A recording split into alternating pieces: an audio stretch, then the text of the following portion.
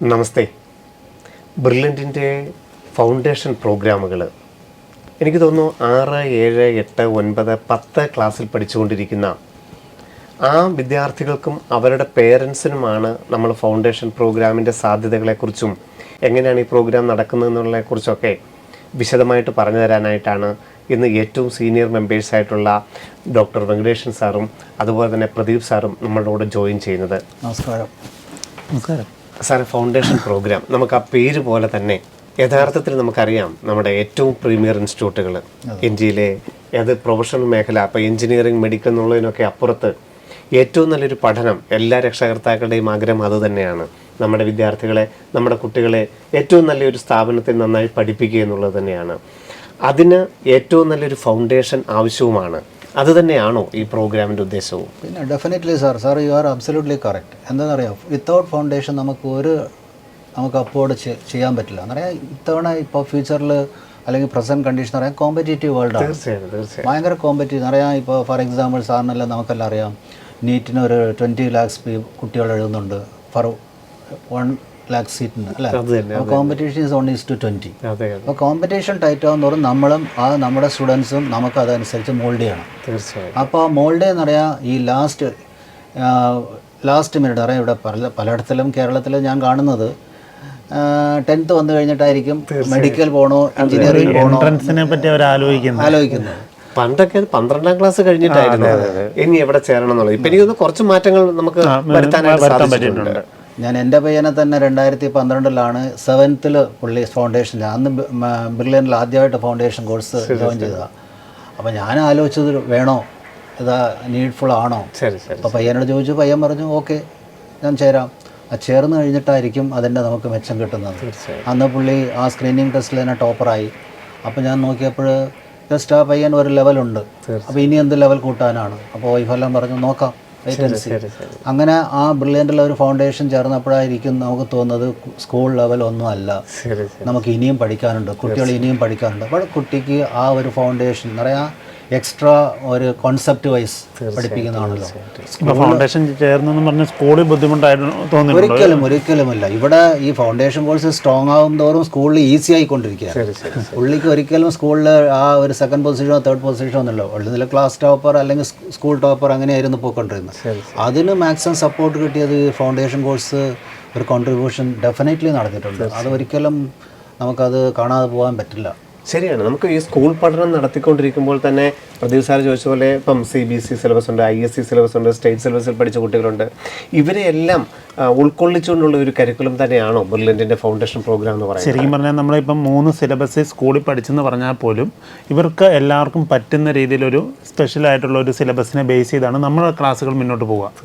അപ്പം അത് പഠിക്കും തോറും ഇപ്പം പുറത്ത് വെങ്കടേഷ് സാർ പറഞ്ഞതുപോലെ തന്നെ പുറത്തുനിന്ന് നോക്കുമ്പം ആദ്യം ബുദ്ധിമുട്ടെന്ന് തോന്നിയാലും ചേർന്ന ഒരു കുട്ടി പോലും പിന്നീട് സ്കൂള് ബുദ്ധിമുട്ടായിട്ട് പറയുന്നില്ല. സ്കൂൾ അതുപോലെ അവർ ഇമ്പ്രൂവ് ചെയ്ത് കയറി വന്ന് അവർക്ക് സ്കൂളിൽ ഈസിയായി, സ്കൂളിൽ മാർക്ക് കിട്ടി. അപ്പം ഇവർക്ക് കൂടുതൽ പഠിക്കാൻ ആഗ്രഹം ജനിക്കുക. അത് ഈ 10ാം ക്ലാസ് കഴിഞ്ഞിട്ട് തുടങ്ങുന്നത് അല്ല.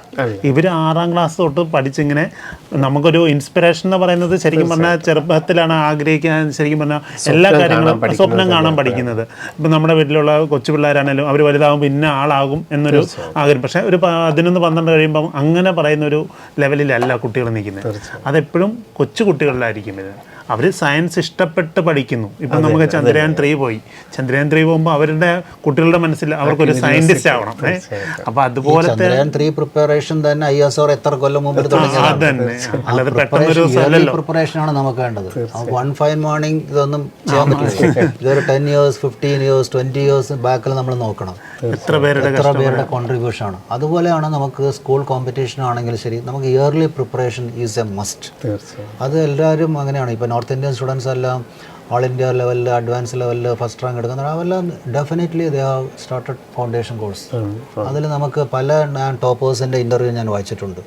അവരെല്ലാവരും ഫൗണ്ടേഷൻ കോഴ്സ് കഴിഞ്ഞിട്ട് ഒന്നിലെ ഓൺലൈൻ അല്ല ഓഫ്ലൈൻ കോഴ്സ് കഴിഞ്ഞ് വന്നവരായിരിക്കും.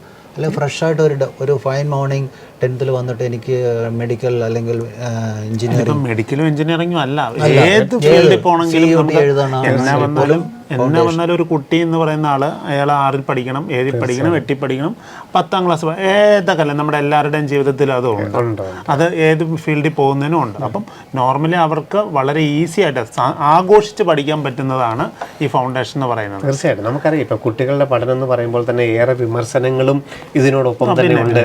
ഈ ഒരു പ്രായത്തിൽ തന്നെ ഇവർക്ക് അങ്ങനെ ഒരു ഇത് വേണോ, ഇത്രയധികം ലോഡ് വേണോ എന്നുള്ളതൊക്കെ ഉണ്ട്.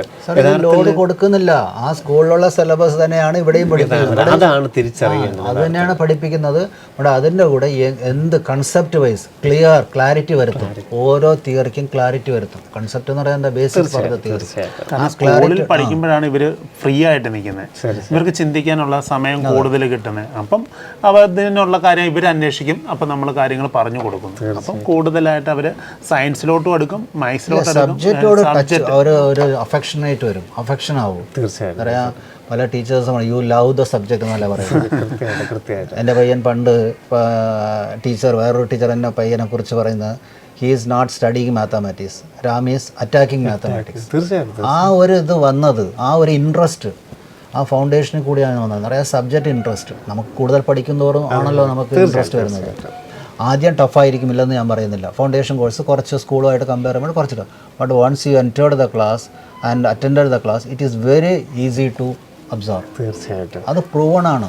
ഇപ്പോൾ കഴിഞ്ഞ കൊല്ലം ആഷിക്സ് 10 തന്നെ നമുക്കൊരു റീസെന്റ് അതിനു മുമ്പ് നമ്മുടെ ഗൗരിശങ്കർ, അങ്ങനെ നമ്മുടെ ആ ഒരു റിസൾട്ടിന്റെ ടോപ്പ് നോക്കുവാണെങ്കിൽ എല്ലാവരും ഫൗണ്ടേഷൻ സ്റ്റുഡൻസ് തന്നെയാണ്.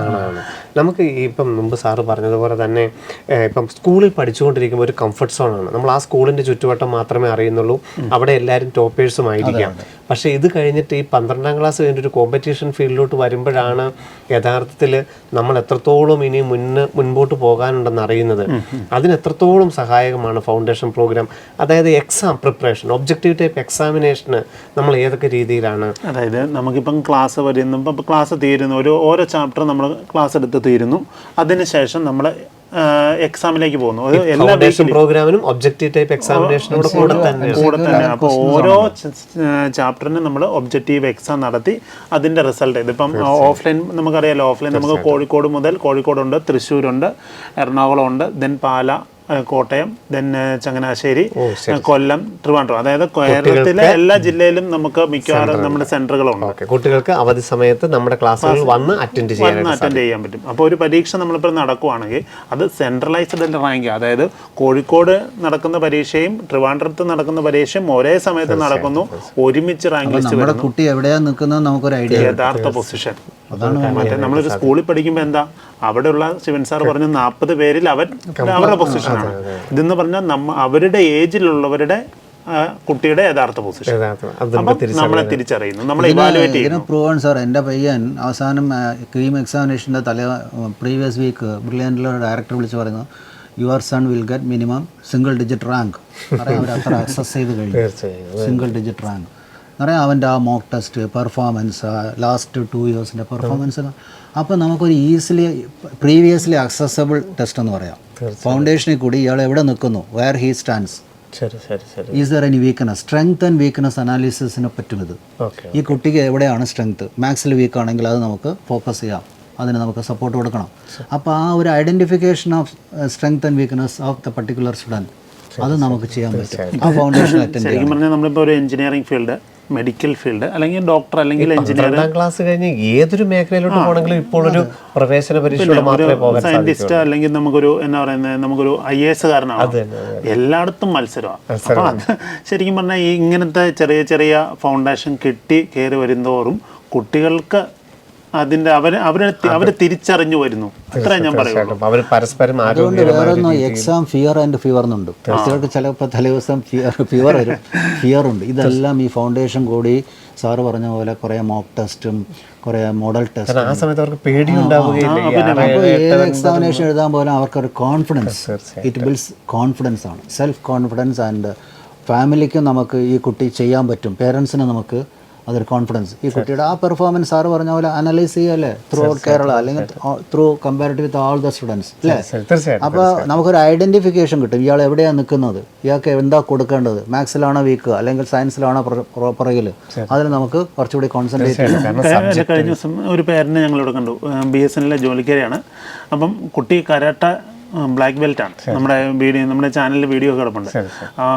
പേരൻസ് എന്നോട് പറഞ്ഞത് അവനെ ക്ലാസ്സിന് വിട്ടേ പിന്നെ പഠനകാര്യം പേരൻസിന് നോക്കേണ്ട ആവശ്യം വന്നിട്ടില്ല. ഇപ്പം അവനാണ് ഇൻട്രസ്റ്റ്.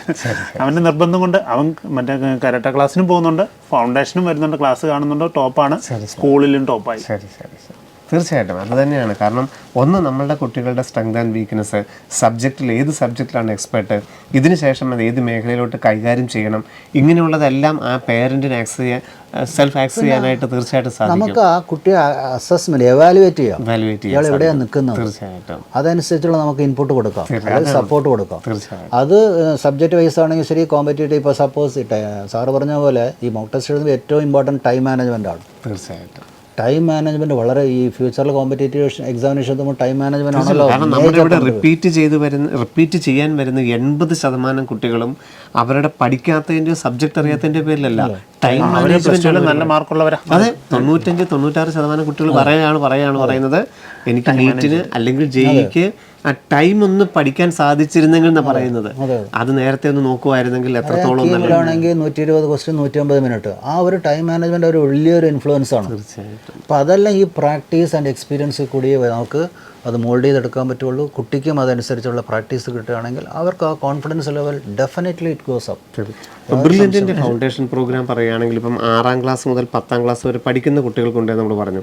ഏതൊക്കെ രീതിയിൽ ലോകത്ത് എവിടെയുള്ള മലയാളികൾക്കും ഇത് ആക്സസ് ചെയ്യാൻ പറ്റുമല്ലോ, എങ്ങനെയായിരിക്കാം നമ്മുടെ ക്ലാസ്സുകൾ? ആദ്യം തന്നെ നമുക്ക് ഇതിൻ്റെ ഒരു സെലക്ഷൻ ക്രൈറ്റീരിയ പറയണം. തീർച്ചയായിട്ടും. അപ്പം ഇപ്പം നമുക്ക് 6 തൊട്ട് 10ാം ക്ലാസ് വരെ നമുക്ക് ക്ലാസ്സുകളുണ്ടെങ്കിൽ തന്നെ അത് ഇപ്പം 5ാം ക്ലാസ് തൊട്ട് 9ാം ക്ലാസ് വരെ പഠിക്കുന്ന കുട്ടികൾക്ക് ഇതിന് അപ്ലൈ ചെയ്യാം. അതിൻ്റെ ഇപ്പോൾ ആപ്ലിക്കേഷൻ നമ്മുടെ ബ്രില്യൻറ്റിൻ്റെ സൈറ്റ് 5, 6, 7, 8, 9, 10 പഠിച്ചുകൊണ്ടിരിക്കുന്നവർ ഇപ്പോൾ അപ്ലൈ ചെയ്യാം. ഈ സ്ക്രീനിങ് ടെസ്റ്റിന് വേണ്ടി നമ്മുടെ ഒക്ടോബർ 1 ഓഫ്ലൈൻ രീതിയിലാണ് പരീക്ഷ വരുന്നത്. അത് കേരളത്തിൽ മാത്രമല്ല, നമ്മുടെ ചെന്നൈയിലുണ്ട്, ബാംഗ്ലൂരുണ്ട്, കോയമ്പത്തൂരുണ്ട്, ദുബായിലും ഉണ്ട്. അപ്പം ഇത്രയും സെൻറ്ററുകളിൽ വന്ന് നമ്മൾ ഓഫ്ലൈൻ പരീക്ഷ നടക്കുന്നു. ആ ഓഫ്ലൈൻ പരീക്ഷയുടെ ബേസിൽ നല്ല സ്കോളർഷിപ്പ് കൊടുക്കുന്നു. ഏതാണ്ട് 1.5 കോടി രൂപയ്ക്ക് അടുത്ത് തന്നെ നമ്മൾ സ്കോളർഷിപ്പ് അനൗൺസ് ചെയ്തിട്ടുണ്ട്. അപ്പോൾ ആ സ്കോളർഷിപ്പ് കിട്ടി പഠിക്കുമ്പോൾ അവർക്ക് ഇൻസ്പിറേഷൻ, ഒരു മോട്ടിവേഷനാണ്.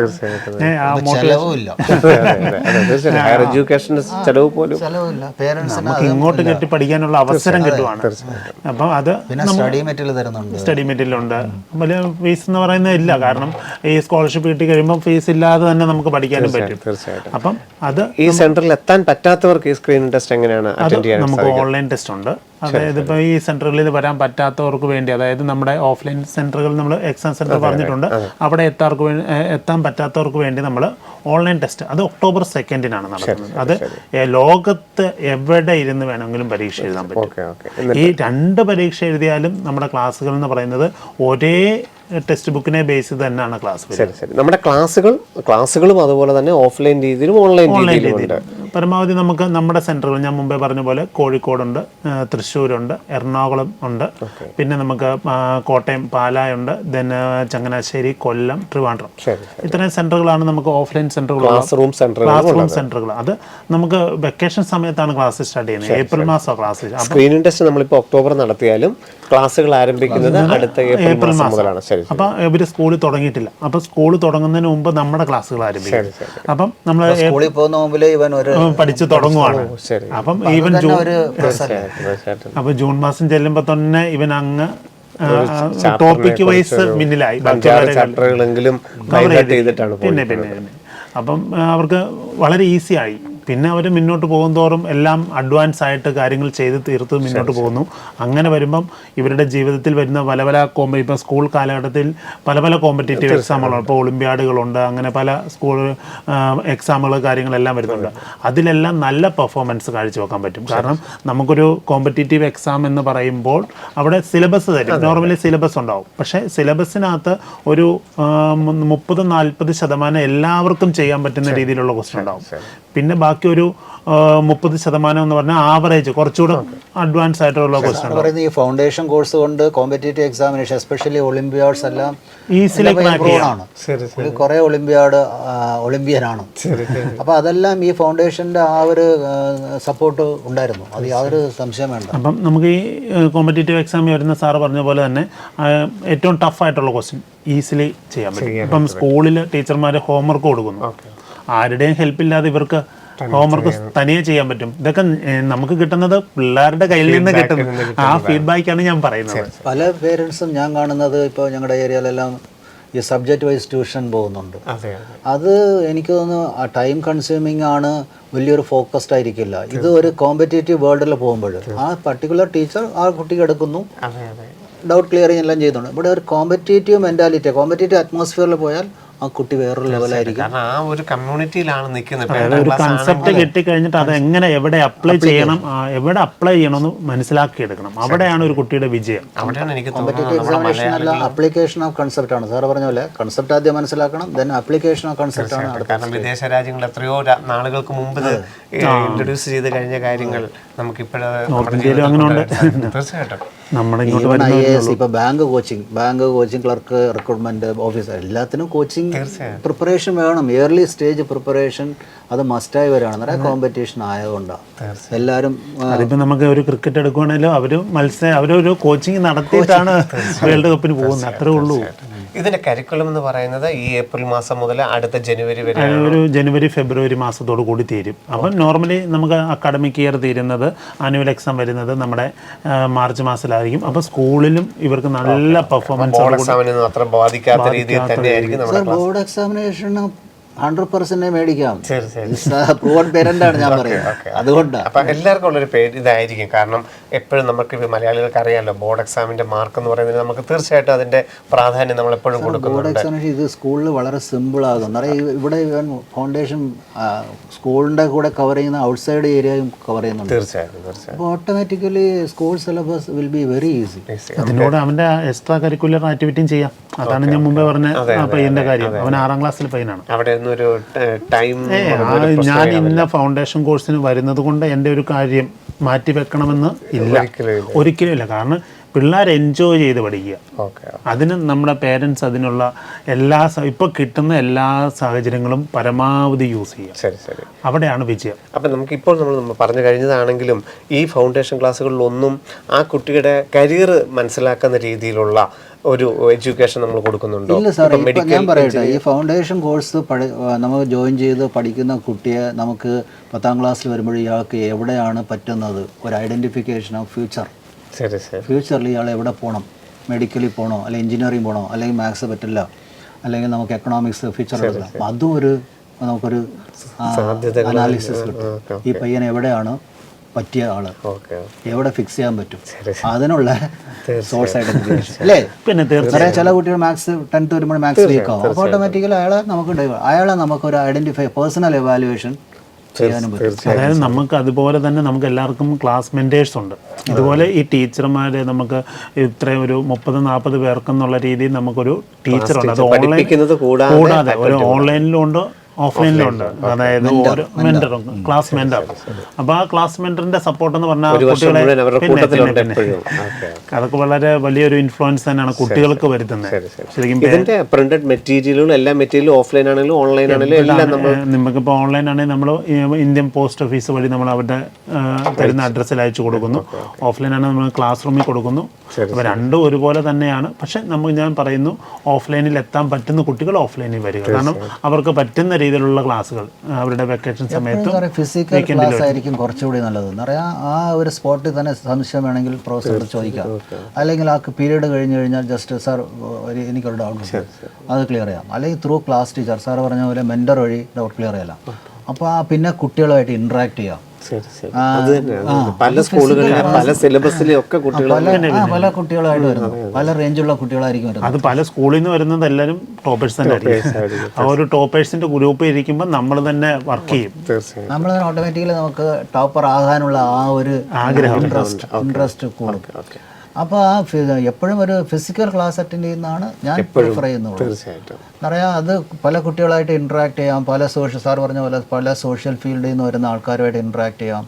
അപ്പോൾ എൻ്റെ പയ്യനെല്ലാം പറയാറുണ്ട്, ആ കുട്ടി അവിടുത്തെ ഭവൻസിലെ ടോപ്പറാണ്, അവൻ ഭയങ്കര ഫോക്കസ്ഡ് ആണെന്നെല്ലാം പറയും. അപ്പോൾ ഇവൻ ഓട്ടോമാറ്റിക്കലി തീർച്ചയായും ഇൻട്രസ്റ്റ് വരും. അപ്പം ശരിക്കും പറഞ്ഞാൽ ഇപ്പം ഓൺലൈനിലാണെങ്കിൽ പോലും നമ്മുടെ എക്സാം, ഞാൻ പറഞ്ഞല്ലോ എക്സാം ഇപ്പം 1000 അല്ലെങ്കിൽ 2000 പേരുമായിട്ടാണ് ഇവർ മത്സരിക്കുന്നത്. എന്നിട്ട് അതുപോലെ തന്നെ നമുക്ക് ഈ എക്സാം കഴിഞ്ഞ് തൊട്ട് അന്ന് തന്നെ മിക്കവാറും നമ്മൾ റിസൾട്ട് അനാലിസിസ് ലൈവ് മീറ്റിംഗ് ആണ് നടത്തുന്നത്. അപ്പോൾ ഓരോ കുട്ടിയും ടോപ്പേഴ്സിനെ നമ്മൾ വിളിച്ച് സംസാരിക്കുമ്പം കുട്ടികളെല്ലാം ലൈവ് മീറ്റിങ്ങിലുണ്ട്. അപ്പം ടോപ്പറായിട്ട് നിൽക്കുന്ന അവൻ എങ്ങനെ പ്രിപ്പയർ ചെയ്തു എന്ന് നമ്മൾ ചോദിക്കുമ്പോൾ അവൻ തന്നെ പറയുകയാണ്. അപ്പം മറ്റേ എല്ലാവരും കേട്ടുകൊണ്ടിരിക്കുകയാണ്. എൻ്റെ നെഗറ്റീവ് എന്താണെന്ന് ഓരോരുത്തരും മനസ്സിലാക്കുന്നു. അടുത്ത തവണ പോകുമ്പോൾ നല്ല രീതിയിലേക്ക് കയറി വരാൻ പറ്റും. ഇത് നമുക്കിപ്പം ബ്രില്യൻറ്റിൻ്റെ ഈ ഫൗണ്ടേഷൻ പ്രോഗ്രാം എൻറോൾ ചെയ്യാനുള്ള മാർഗ്ഗങ്ങൾ, അല്ലെങ്കിൽ ഈ സ്ക്രീനിങ് ടെസ്റ്റിന് എൻറോൾ ചെയ്യാനുള്ള മാർഗ്ഗങ്ങൾ എന്തൊക്കെയാണ്? അത് നമുക്കിപ്പം നമ്മുടെ സൈറ്റ് വഴിയാണ്, അതായത് നമ്മുടെ brilliantpala.org എന്ന് പറയുന്ന സൈറ്റ് വഴി നമുക്ക് സ്ക്രീനിങ് ടെസ്റ്റിന് അപ്ലൈ ചെയ്യാൻ പറ്റും. ആദ്യം ചെയ്യേണ്ടത് സ്ക്രീനിങ് ടെസ്റ്റിന് അപ്ലൈ ചെയ്യുക. അപ്പം അതിൻ്റെ നമുക്ക് അപ്ലൈ ചെയ്യുന്ന സൈറ്റിൽ തന്നെ കയറുമ്പോൾ, നമ്മൾ ഈ സൈറ്റിൽ തന്നെ കയറി കഴിയുമ്പോൾ നമുക്ക് അവരുടെ കോഴ്സിന് ബ്രോഷർ ഉണ്ട്, സിലബസും ഉണ്ട്, സാമ്പിൾ ക്വസ്റ്റ്യനും ഉണ്ട്. ഇപ്പം സാമ്പിൾ ക്വസ്റ്റ്യനും ഉണ്ട്. ഇനി നമുക്ക് മോക്ക് ടെസ്റ്റുകളും ഉണ്ട്. ഓൺലൈനായിട്ട് മോക്ക് ടെസ്റ്റ് എഴുതാൻ പറ്റും. അങ്ങനെ മോക്ക് ടെസ്റ്റ് എഴുതുമ്പോഴാണ് നമ്മുടെ ഏതൊരു ആദ്യമായിട്ടായിരിക്കും കുട്ടികൾ മോഡൽ ടെസ്റ്റ് അല്ലേ, മോഡൽ ടെസ്റ്റ്. അപ്പം നമ്മൾ പഠിച്ച് തീർത്തിട്ട് പോയി പരീക്ഷ എഴുതിയാലും നമുക്ക് ഒരെണ്ണം തെറ്റും. അത് നമുക്ക് കൃത്യമായിട്ട് നെഗറ്റീവ് മാർക്കിംഗ് ഉണ്ട്. 5ൽ പഠിക്കുന്നവർക്ക് മാത്രം നെഗറ്റീവ് മാർക്ക്. സ്കോളർഷിപ്പ് ടെസ്റ്റിന്റെ ഒരു ലെവലും ഈ മോക്ക് ടെസ്റ്റിൽ കൂടി നമുക്ക് അറിയാം. അപ്പം അത് അവർക്ക് കിട്ടുന്ന അവസരങ്ങളാണ്. ഈ മോക്ക് ടെസ്റ്റുകൾ എഴുതി അവർ ഇവാലുവേറ്റ് ചെയ്ത് വീണ്ടും നമ്മളിപ്പം ഒരു എക്സാം നടന്നു, നമ്മുടെ ക്ലാസ്സിൽ ഒരു എക്സാം നടന്നു, നമ്മളവിടെ നമുക്കിപ്പം ഫുൾ മാർക്ക് കിട്ടിയെന്ന് പറഞ്ഞു കഴിഞ്ഞാൽ നമ്മൾ വീട്ടിൽ ചെല്ലുമ്പോഴും അല്ലെങ്കിൽ നമ്മുടെ എന്നാ പറയുന്നത് ആരും ഒന്നും ചോദിക്കില്ല, കൺഗ്രാജുലേഷൻസ് മാത്രമേ പറയുള്ളൂ. നേരെ തിരിച്ചൊരു ഫുൾ മാർക്കില്ല, ഒരു മാർക്ക് കുറഞ്ഞു, നമ്മുടെ കുട്ടികൾ വീട്ടിലേക്ക് വന്നു കഴിയുമ്പോൾ പേരൻസ് ആദ്യം ചോദിക്കും എന്നാ പറ്റുമോ 1 മാർക്ക് കുറഞ്ഞ്. അത് തിരിച്ചറിവാണ്, കുട്ടികൾക്കുള്ള തിരിച്ചറിവാണ്. കുട്ടികൾ ഉറപ്പായിട്ട് ഞാൻ പറയുന്നു ആ 1 മാർക്ക് എങ്ങനെ പോയെന്ന് അവർ അനലൈസ് ചെയ്ത് കണ്ടുപിടിച്ചു, പിന്നെ ഒരിക്കലും തെറ്റി. ഇതാണ് ഫൗണ്ടേഷൻ. അത് ഈ 12ാം ക്ലാസ്സിൽ പോയി ചെയ്ത് ചെയ്യാൻ പറ്റൂല. ഈ 6ാം ക്ലാസ് തൊട്ട് തെറ്റി ശരിയായി വരിക. പിന്നെ ആ ഇവാലുവേഷൻ എന്ന് പറയുന്നത് വളരെ വലുതാണ് തന്നെ. അതാണ് ഫൗണ്ടേഷൻ ഉദ്ദേശിക്കുന്നത്. ഭയങ്കര ഒരു കോൺട്രിബ്യൂഷൻ ചെയ്യും. പുള്ളിക്കുള്ള സെൽഫ് കോൺഫിഡൻസ് ആണ്, എന്നെ കൊണ്ട് പറ്റും. കാരണം കുട്ടിക്കാലത്ത് തന്നെ ഇത് ചെയ്യാനുള്ള ഒരു ആഗ്രഹവും ഉണ്ടാവും. അപ്പോഴും നമ്മൾ ഇപ്പോൾ failure is the food step of success എന്ന് പറയുന്ന പോലെ നമുക്ക് ആ ഒരു റോങ് ആൻസർ വരുമ്പോഴായിരിക്കും റൈറ്റ് ആൻസറോട്ടിലുള്ള നമുക്ക് ആ ഒരു ചിന്ത മനസ്സിലാകുന്നത് അല്ലേ. തീർച്ചയായും. അപ്പോൾ അതുപോലെ കോൺസെപ്റ്റ് വൈസ് പഠിച്ച് അപ്പിയർ ചെയ്ത് അപ്ലിക്കേഷനും കോൺസെപ്റ്റ് ഡെഫിനറ്റ്ലി കോമ്പറ്റേറ്റീവ് എക്സാമിനേഷനിൽ വളരെ 100% യൂസ്ഫുൾ ആയിരിക്കും എന്നാണ് ഞാനൊരു പ്രൂവൺ പേരൻ്റ് ആയിട്ടുള്ള ഇതിൽ പറയാം. സാർ സ്കോളർഷിപ്പ് സ്കീമുകളെ കുറിച്ച് പറഞ്ഞു. തീർച്ചയായിട്ടും നമുക്ക് ഏറ്റവും അട്രാക്റ്റീവ് ആയിട്ടുള്ളത് തന്നെയാണ് കുട്ടികളെ സംബന്ധിച്ചിടത്തോളം ഈ ഒരു സ്കീം എന്ന് പറയുന്നത്. നമ്മൾ കൊടുക്കുന്ന ഈ സ്കോളർഷിപ്പ് സ്കീം അത് ഈ സ്ക്രീനിങ് ടെസ്റ്റിൽ കൂടെ തന്നെയാണോ, ഏതൊക്കെ രീതിയിലല്ല? നമുക്കിപ്പം ഈ ഒരു സ്ക്രീനിങ് ടെസ്റ്റ് കൂടെ തന്നെയാണ് നമ്മുടെ ഈ ഒരു സ്കോളർഷിപ്പ് കൊടുക്കുന്നത്. ഈ ഒക്ടോബർ 1 ടെസ്റ്റിന് തന്നെ സ്കോളർഷിപ്പ് ഉണ്ട്. ഓഫ്ലൈൻ പരീക്ഷയ്ക്ക് നമുക്ക് സ്കോളർഷിപ്പ് ഉണ്ട്. ഓൺലൈനിൽ നമ്മൾ സ്കോളർഷിപ്പ് ഇല്ല, പക്ഷേ ഓഫ്ലൈനിൽ സ്കോളർഷിപ്പ് ഉണ്ട്. അത് ഞാൻ പറഞ്ഞല്ലോ, ഇത്തരം കേരളത്തിലെ എല്ലാ ജില്ലകളിലും നമുക്ക് ഓഫ്ലൈൻ സെൻ്റർ ഉണ്ട്. അതുപോലെ നമുക്ക് കോയമ്പത്തൂർ, ചെന്നൈ, ബാംഗ്ലൂരുണ്ട്, ദുബായിലും നമുക്ക് സെൻ്റർ ഉണ്ട്. അപ്പോൾ അതിൽ ടോപ്പ് വരുന്ന ഫസ്റ്റ് റാങ്ക് വരുന്നവർക്ക് 50,000 6, 7, 8 ഓരോ ക്ലാസ്സിനും 6ൽ പഠിക്കുന്ന ഒരു കുട്ടിക്ക് ഉറപ്പായും ഒരാൾക്ക് 50,000 ഉണ്ട്. പിന്നെ താഴോട്ട് അതനുസരിച്ച് പടിപടിയായിട്ടുള്ള സ്കോളർഷിപ്പ് ഉണ്ട്. ദെൻ 7ലും അതുപോലെ തന്നെ 50 ഈച്ച് ക്ലാസ്. പിന്നെ അത് 9ലും 10ലേക്കും ചെന്ന് കഴിയുമ്പോൾ 1 ലക്ഷമാണ്. അങ്ങനെ ടോട്ടൽ 1.5 കോടി രൂപയുടെ സ്കോളർഷിപ്പാണ് കിട്ടുന്നത്. ഇല്ല. പിന്നെ ഇവർ ഈ പഠിക്കുന്ന പുതിയൊരു സിലബസോ കാര്യങ്ങളൊന്നുമല്ല, ഇവരുടെ ഫസ്റ്റ് ടൈം ഇപ്പം നമ്മൾ പറഞ്ഞ പോലെ 6ാം ക്ലാസ്സിൽ പഠിക്കുന്ന അല്ലെങ്കിൽ 5ാം ക്ലാസ്സിൽ പഠിക്കുന്ന കുട്ടികൾക്ക് ഇപ്പോൾ ഓണത്തിൻ്റെ പരീക്ഷയുടെ ടോപ്പിക്ക് കഴിഞ്ഞിട്ടുണ്ടല്ലോ, ആ സിലബസും 4ാം ക്ലാസ്സിൽ പഠിച്ച കുറച്ച് സിലബസ്. ശരി. യഥാർത്ഥത്തിൽ 6ാം ക്ലാസ്സിൻ്റെ ഫൗണ്ടേഷൻ വരേണ്ട ഒരു കുട്ടിയെ സംബന്ധിച്ചോളം അത് ഈ സ്ക്രീനിങ് ടെസ്റ്റിന് വേണ്ടിയിട്ട് നോക്കേണ്ടത് ഇതുവരെ ആ ക്ലാസ്സിൽ പഠിപ്പിച്ച ടോപ്പിക്കുകൾ ആ സിലബസ് നമ്മൾ ഓൾറെഡി സൈറ്റിൽ കൊടുത്തിട്ടുണ്ട്. അത് ശരിക്കും അല്ലാതെ കൂടുതൽ വേറെ മെറ്റീരിയൽ നോക്കേണ്ട പഠിപ്പിക്കാത്ത ക്ലാസ്സുകളൊന്നും വരത്തില്ല. അതാത് പഠിച്ച ടോപ്പിക്ക് നന്നായിട്ടൊന്ന് ഡീപ്പായിട്ട് പഠിച്ചാൽ സ്ക്രീനിങ് ടെസ്റ്റ് അറ്റൻഡ് ചെയ്യാം, സ്കോളർഷിപ്പ് മേടിക്കാം. ഓക്കെ. പിന്നെ ഞാൻ നേരത്തെ പറഞ്ഞ പോലെ നമ്മുടെ കുട്ടി എവിടെയാണ് നിൽക്കുന്നതെന്ന് അറിയാൻ പറ്റും. അത് പേരൻസിനും അസസ് ചെയ്യാൻ പറ്റും കൃത്യമായിട്ട്. നേരത്തെ പറഞ്ഞാലേ നമ്മുടെ കുട്ടി ക്ലാസ് ഫസ്റ്റ് സ്കൂൾ ഫസ്റ്റ് എല്ലാം ഇരിക്കുമ്പോൾ ഇവിടെ ഒരു കോമ്പറ്റേറ്റീവ് എക്സാമിനേഷൻ എഴുതുമ്പോൾ നമ്മളെ കുട്ടി എവിടെയാണ് വരുന്നത്. സാർ റിപ്പീറ്റേഴ്സിന് സാർ ഇപ്പോൾ എല്ലാ ക്ലാസ്സിലും സാറ് കയറുന്ന ആളായതുകൊണ്ട് അറിയാം. നമ്മൾ ഒരു വർഷം ഒരു 15,000 കുട്ടികളെ കാണുമ്പോഴും അതിൽ 14,000 കുട്ടികളും ഓരോരോ സ്കൂളുകളുടെ ടോപ്പേഴ്സാണ്. ഇവിടെ വന്നു കഴിയുമ്പോൾ ഒരു പരീക്ഷയിൽ അല്പം കുറയുമ്പോഴേക്കും ഇവർ ഈ മെന്റൽ സ്ട്രെസ്സിൽ പോകാനുള്ള കാരണം ഇവർക്ക് ഈ ചെറുപ്പകാലത്ത് മുതലേ ഈ ഒരു ആരോഗ്യകരമായ രീതിയിൽ ഇതിനെ ഫേസ് ചെയ്യാത്തത് തന്നെയാണ്. തീർച്ചയായിട്ടും. കാരണം എല്ലാം അത് തന്നെ പേടിയാണ്. ഫൗണ്ടേഷൻ വരുമ്പോൾ തന്നെ അപ്പം ഒരു കോൺഫിഡൻസും കൂടെ ഉണ്ടാവും. തീർച്ചയായിട്ടും. ആ പരീക്ഷ എങ്ങനെയാണ് കൈകാര്യം ചെയ്യേണ്ടത്, എന്താണ് പരീക്ഷയുടെ ഒരു സാധ്യത. ഏതൊരു പരീക്ഷയാണെങ്കിലും നമ്മൾ എത്രമാത്രം പഠിച്ചെന്നുള്ള ആ പരീക്ഷ എഴുതുന്ന ഒരു സമയമുണ്ട്. അത് തന്നെ. അതെ. ആ ഒരു സമയത്ത് അവര് ഒറ്റയ്ക്കാണ് പരീക്ഷ എഴുതുന്നത്. ആ സമയം എത്രമാത്രം കോൺഫിഡൻസ് ആയിട്ടിരിക്കും, എത്രമാത്രം പോസിറ്റീവായിട്ട് തിങ്ക് ചെയ്യാൻ പറ്റുമോ, അവിടെയാണ് വിജയം. കോൺഫിഡൻസ് ലെവലാണ് നമുക്ക് ടെസ്റ്റ് എക്സാമിനേഷൻ സാറ് പറഞ്ഞ ഫൗണ്ടേഷൻ കോഴ്സിന്റെ ഇതിൽ മോഡൽ ടെസ്റ്റ് ഉണ്ടാകും, വീക്ക്ലി ടെസ്റ്റ് ഉണ്ടാകും, 1 hour ഇപ്പം ശരിക്കും പറഞ്ഞാൽ നമുക്ക് 1 month 1 മോഡലാണ്. 1 month 1 മോഡൽ എല്ലാ സെക്കൻഡ് സാറ്റർഡേ നമ്മൾ മോഡൽ എക്സാമാണ്.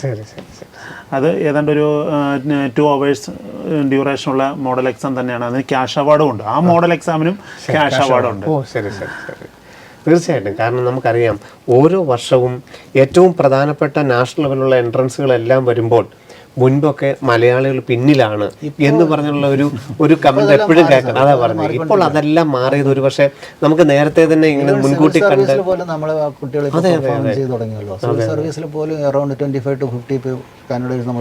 അത് ടോപ്പേഴ്സ് ഉൾപ്പെടെ നമുക്ക് വരാനായിട്ട് സാധിച്ചിട്ടുണ്ട്. തീർച്ചയായും അവർക്കൊക്കെ നേരത്തെ തന്നെ ഈ ഒരു ഏജ് ലെവലുള്ളവരുമായിട്ട് മത്സരം പറ്റി. അതാണ് അതെ. ഗഹന തന്നെ പറഞ്ഞത് നമ്മുടെ കഴിഞ്ഞ തവണത്തെ ടോപ്പർ തന്നെ സിവിൽ സർവീസിൽ ടോപ്പർ തന്നെ പറഞ്ഞത് 6ാം ക്ലാസ് ആകുമ്പോൾ തന്നെ ഇതെന്താണ് ഈ കോമ്പറ്റീഷൻ ഫീൽഡ് എന്നുള്ളത് തിരിച്ചറിയാൻ കഴിയും. ഈ കോമ്പറ്റേറ്റീവ് വൈബ് എന്ന് പറയുന്നത്. കോമ്പറ്റേറ്റീവ് വൈബ് കുട്ടികൾക്ക് ക്രിയേറ്റ് ചെയ്തേ പറ്റൂ. ശരി ശരി ശരി. അത് അവർക്ക് അത് ഡെഫിനറ്റ്ലി അത് പ്രയോജനപ്പെടും. അത് അവരുടെ ജീവിതത്തിന്റെ ഒരു ഘടകത്തെയും എക്സ്ട്രാ കരിക്കുലർ ആക്ടിവിറ്റീസോ അല്ലെങ്കിൽ സോഷ്യൽ ഒന്നിനെയും ബാധിക്കാതെ തന്നെ ആരോഗ്യകരമായ രീതിയിൽ ഇതൊക്കെ ശരിക്കും പറഞ്ഞാൽ പല കുട്ടികളും ഞാൻ ഇന്ന സിലബസിലല്ല പഠിക്കുന്നത്, CBSE അല്ലേ, സ്റ്റേറ്റ് അല്ലേ, ICSE അല്ലേ, അങ്ങനെ മാറി നിൽക്കുന്ന കുറച്ച് പേരുണ്ട്. അങ്ങനൊന്നും ചിന്തിക്കേണ്ട ഒരാവശ്യമില്ല. നമ്മൾ ഏത് സിലബസിൽ പഠിച്ചാലും നമുക്ക് ഇതൊക്കെ നടക്കും, നമ്മളെ കൊണ്ട് പറ്റും. സാർ കൃത്യമായിട്ട് പറഞ്ഞു. കാരണം ഇതെനിക്ക് പറ്റുന്നതാണ് എന്ന് തിരിച്ചറിയണമെങ്കിൽ ഇതൊന്ന് ചെയ്തു നോക്കിയാലല്ലേ അറിയാവുള്ളൂ. നമ്മൾ എവിടെയാ നിൽക്കുന്നത്, നമ്മുടെ വീക്ക്നെസ് അനലൈസ് ചെയ്താലേ പറ്റൂ, ഐഡന്റിഫൈ ചെയ്താലേ പറ്റൂ. അത് ഐഡന്റിഫൈ ചെയ്യാനുള്ള ഒരു പ്ലാറ്റ്ഫോമായിട്ട് ഫൗണ്ടേഷൻ നമ്മൾ കാണാം. അപ്പം ബ്രില്യൻ സ്റ്റഡീസ് സെന്ററിന്റെ ഏറ്റവും അട്രാക്ഷൻ ആയിട്ടുള്ള ഒരു പ്രോഗ്രാം തന്നെയാണ് ഫൗണ്ടേഷൻ. അതല്ലേ സാർ പുതിയ പേരിട്ടിരിക്കുന്നത്, ബി ഫാസ്റ്റ്. തീർച്ചയായിട്ടും. B fast. അതെ അതെ തീർച്ചയായിട്ടും. നിറയെ സ്പീഡല്ലേ. കാരണം ഇനിയും നമ്മൾ തുടങ്ങിയിട്ടില്ലെങ്കിൽ തുടങ്ങണം. അതന്നെ സാറ്. അപ്പം അത് ചെയ്യണമെങ്കിൽ നമുക്ക് നമ്മുടെ സൈറ്റ് ഇപ്പം രജിസ്ട്രേഷന് വേണ്ടി ഓപ്പൺ ആണ്. brilliantpala.org എന്നുള്ള നമ്മുടെ വെബ്സൈറ്റ് ഓപ്പൺ ആണ്. ആ സൈറ്റിൽ കയറി നമ്മുടെ പേര് കാര്യങ്ങൾ രജിസ്റ്റർ ചെയ്ത് കഴിഞ്ഞാൽ നമുക്ക് നമ്മുടെ ഒരു വാട്സപ്പ് ഗ്രൂപ്പിൽ ആഡ് ചെയ്യുന്നു. പിന്നീട് നമ്മൾ ഏതാ ക്ലാസ്സിൽ പഠിക്കുന്നത് നമ്മളെ ആഡ് ചെയ്യുന്നു. അതനുസരിച്ചുള്ള ടെസ്റ്റ് നമുക്ക് അറ്റൻഡ് ചെയ്യാൻ പറ്റും. അത് മോക്ക് ടെസ്റ്റുകൾ എഴുതി നമ്മൾ മുമ്പേ പറഞ്ഞതുപോലെ തന്നെ മോക്ക് ടെസ്റ്റുകൾ അതിനും പ്രാക്ടീസ്, അതായത് സ്ക്രീനിങ് ടെസ്റ്റിനും പ്രാക്ടീസ്. നമ്മളൊരു മത്സരത്തിന് പോകുമ്പോൾ നമുക്കൊരു നെഗറ്റീവ് മാർക്കിംഗ് കുട്ടികൾക്ക് ആദ്യമായിട്ട് ചെയ്യും. അപ്പോൾ അതെല്ലാം മാറി നമുക്ക് കൃത്യമായിട്ട് അപ്ലൈ ചെയ്യാൻ പറ്റും. ഇത് സ്ക്രീനിങ് ടെസ്റ്റ് നമ്മൾ പറഞ്ഞല്ലോ October 1-നും October 2-നും. October 1-ന് ഓഫ്ലൈൻ മോഡലാണ്. അത് 2 ടെസ്റ്റ് എഴുതേണ്ട സാഹചര്യം ഇല്ല. വേണ്ട. ശരിക്കും ഓഫ്ലൈൻ സെന്ററുകളിൽ, അതായത് നമുക്ക് ഇപ്പം നമ്മുടെ ടെസ്റ്റ് സെന്റർ കേരളത്തിലെ എല്ലാ ജില്ലകളിലും ടെസ്റ്റ് സെന്റർ ഉണ്ട്. അത് ഒന്നിൽ കൂടുതൽ ടെസ്റ്റ് സെന്റർ ഉണ്ട്. ജില്ലകളിൽ ഒരിടത്തല്ല വരേണ്ടത്, ഒരു ജില്ലയിൽ ചിലപ്പോൾ പല സെന്ററുകൾ ഓപ്പൺ ആയിരിക്കും. നമ്മൾ പരമാവധി അത് എഴുതാൻ ഓഫ്ലൈൻ ടെസ്റ്റ് എഴുതാൻ ശ്രമിക്കുക. കാരണം നമുക്ക് സ്കോളർഷിപ്പ് കിട്ടുന്നതാണ്. എന്നിട്ട് നമുക്ക് വേണമെങ്കിൽ ഓഫ്ലൈനിൽ വരാം, അല്ലെങ്കിൽ ഓൺലൈനിൽ വരാം. പ്രോഗ്രാം പിന്നെ ഏതിൽ വേണമെങ്കിലും പരീക്ഷ എഴുതി എന്നുള്ളതിന് പ്രസക്തിയില്ല. ഓൺലൈൻ പരീക്ഷ എഴുതി കഴിഞ്ഞാലും നമുക്ക് ഓഫ്ലൈൻ ക്ലാസ്സുകളിലോട്ട് വരാം. അവിടെ സ്കോളർഷിപ്പ് കിട്ടത്തില്ല എന്ന് മാത്രമേ ഉള്ളൂ. ഓഫ്ലൈൻ എഴുതി കഴിഞ്ഞാലും വേണമെങ്കിൽ ഓൺലൈൻ ചൂസ് ചെയ്യാം. അത് അവരുടെ ഇഷ്ടം പോലെ ചെയ്യാൻ പറ്റും. ഈ ക്ലാസ്സുകൾ നമ്മൾ ആരംഭിക്കുന്നത് നമുക്ക് 2024 ഏപ്രിൽ മാസത്തോടു കൂടിയാണ് കോഴ്സ് ആരംഭിക്കുന്നത്. അപ്പം ആ കോഴ്സ് നമ്മൾ ഏപ്രിൽ മാസം 2024 ആരംഭിക്കുന്നു. ദെൻ കണ്ടിന്യൂസ് ആയിട്ട് പോയി 2025 ജനുവരി ഫെബ്രുവരി ഫെബ്രുവരി മാസത്തോടു കൂടി അവസാനിക്കുന്നു. ഇനി ഒരു വർഷം നമ്മുടെ ഈ ഒരു സ്ക്രീനിങ് ടെസ്റ്റ് വഴി നമ്മുടെ കോഴ്സിലേക്ക് ജോയിൻ ചെയ്താൽ നെക്സ്റ്റ് ഇയറിലേക്ക് നമുക്ക് സ്ക്രീനിങ് ടെസ്റ്റ് എഴുതേണ്ട ആവശ്യമില്ല. അത് പ്രധാനപ്പെട്ട ഇത്രയും ഒരു പ്രൊമോഷൻ ടെസ്റ്റാണ് വരിക, അതും സ്കോളർഷിപ്പ് ടെസ്റ്റ് തന്നെയാണ്. അപ്പോൾ ഓരോ വർഷവും ഇങ്ങനെ പ്രൊമോട്ട് ചെയ്ത് തന്നെയാണ് ഇവർ 10ാം ക്ലാസ് വരെ എത്തുന്നത്. അപ്പം ഓഫ്ലൈൻ ക്ലാസ്സുകൾ നമുക്ക് കേരളത്തിലെ മിക്കവാറും എല്ലാ ജില്ലകളിലും ഉണ്ട്. ഇപ്പോൾ കോഴിക്കോട് നമുക്ക് ക്യാമ്പസ് ഉണ്ട്, ബ്രില്യൻറ്റിൻ്റെ ക്യാമ്പസിൽ വെച്ച് തന്നെയാണ് ക്ലാസ് നടക്കുന്നത്. അതുപോലെ തൃശ്ശൂരും ബ്രില്യൻറ്റിൻ്റെ ക്യാമ്പസിൽ തന്നെയാണ് നമുക്ക് ക്ലാസ്സുകൾ നടക്കുന്നത്. എറണാകുളത്ത് തേവരയിൽ നമുക്കുണ്ട്, പിന്നെ കാക്കനാട് നമുക്ക് എറണാകുളത്ത് 2 സെൻറ്ററുകളുള്ള അവിടെ 2ഇടത്ത് നമുക്ക് ക്ലാസ്സുകളുണ്ട്. ഇനി കോട്ടയം ജില്ലയിലേക്ക് വരുവാണെങ്കിൽ നമുക്ക് പാല മെയിൻ ക്യാമ്പസിലുണ്ട്, ദെൻ ചങ്ങനാശ്ശേരിയിലുണ്ട്, പിന്നെ കോട്ടയത്തുണ്ട്, പിന്നെ അതുപോലെ കാഞ്ഞിരപ്പള്ളിയിലുണ്ട്, ദെൻ അതുപോലെ തന്നെ തൊടുപുഴ നമുക്ക് ഇടുക്കി ജില്ലയിൽ തൊടുപുഴയിൽ നമുക്ക് സെൻറ്ററുണ്ട്. പിന്നെ കൊല്ലത്തേക്ക് വരുവാണെങ്കിൽ കൊല്ലം ബിർലിനിൻ്റെ ക്യാമ്പസ് ഉണ്ടല്ലോ, അവിടെ തന്നെയാണ് നമുക്ക് ക്ലാസ്സുകൾ നടക്കുന്നത്. ട്രിവാൻഡ്രത്ത് നമ്മുടെ ക്യാമ്പസിൽ തന്നെ, അതായത് നാലാഞ്ചിറയിൽ നമ്മുടെ ക്യാമ്പസ് ഉണ്ടല്ലോ, അവിടെ തന്നെ ക്ലാസ്സുകൾ നടക്കുന്നുണ്ട്. ശരി, തീർച്ചയായിട്ടും. അപ്പോൾ ഇത്രയും നാളത്തെ ഒരു എക്സ്പീരിയൻസിൽ നിന്നുള്ള ഏറ്റവും പ്രധാനപ്പെട്ട വാക്കുകളാണ് നമ്മൾ കേട്ടത്. നമ്മുടെ കുട്ടികളുടെ വിദ്യാഭ്യാസം അത് ഏത് രീതിയിൽ കൊണ്ടുപോകണം, അവരെ ഒരു ആരോഗ്യകരമായ ഒരു കോമ്പറ്റീഷൻ ഫീൽഡിൽ നിലനിർത്തി കഴിഞ്ഞാൽ എന്തെങ്കിലും നെഗറ്റീവുകളുണ്ടോ, യാതൊരു സംശയത്തിനും ഇട നൽകാതെയാണ് നമ്മുടെ എക്സ്പീരിയൻസ് എന്ന് തന്നെ. കാരണം സാറിൻ്റെ വെങ്കടേഷ് സാറിന് അറിയാം, 2 കുട്ടികളും കേരള ടോപ്പറായിട്ട്, ഒരാൾ IITയിലും ഒരാൾ എയിംസിലും പഠിച്ചുകൊണ്ടിരുന്ന വിദ്യാർത്ഥികളാണ്. സാറ് തന്നെ ഇതിന് സാക്ഷ്യം പറയുന്നു നമ്മുടെ ഫൗണ്ടേഷൻ പ്രോഗ്രാമിൻ്റെ ആവശ്യകതയെക്കുറിച്ച്. അപ്പോൾ ഇനി നിങ്ങൾക്ക് brilliantpara.org എന്ന ഞങ്ങളുടെ വെബ്സൈറ്റ് സന്ദർശിച്ച് അതിൻ്റെ സിലബസ് നോക്കി മനസ്സിലാക്കി ഈ പ്രോഗ്രാമിനായിട്ട് നമുക്ക് എൻറോൾ ചെയ്യാൻ സാധിക്കുന്നതാണ്. സാറേ, ഒത്തിരി നന്ദി. കാരണം ഈ ഒരു മലയാളികളുടെ ഈ ഒരു സംശയങ്ങൾ, കാരണം അവർക്ക് സ്കൂൾ പഠനത്തിനെയൊക്കെ ഒരുമിച്ച് കൊണ്ടുപോകാൻ പറ്റുമോ, സിലബസ് അധിഷ്ഠിതമാണോ, ഓരോ സിലബസിൽ പഠിച്ചാൽ ഇത് പാടുണ്ടോ എന്നൊക്കെ ഉള്ളത് വളരെ വ്യക്തമായി തന്നെ പറഞ്ഞു തരാൻ സാധിച്ചു. ഒത്തിരി നന്ദി. വീണ്ടും കാണാം. നന്ദി. Thank you so much. Thank you. Entrance സംബന്ധമായ വാർത്തകളും അപ്ഡേഷനുകളും ഏറ്റവും വേഗം ആധികാരികമായി അറിയാൻ ബ്രില്യൻറ്റ് സ്റ്റഡി സെന്റർ പാല യൂട്യൂബ് ചാനൽ സബ്സ്ക്രൈബ് ചെയ്യുക, ബെൽ ഐക്കൺ അമർത്തുക. ഈ വീഡിയോ മറ്റ് സുഹൃത്തുക്കളിലേക്കും ഷെയർ ചെയ്ത് നൽകുക.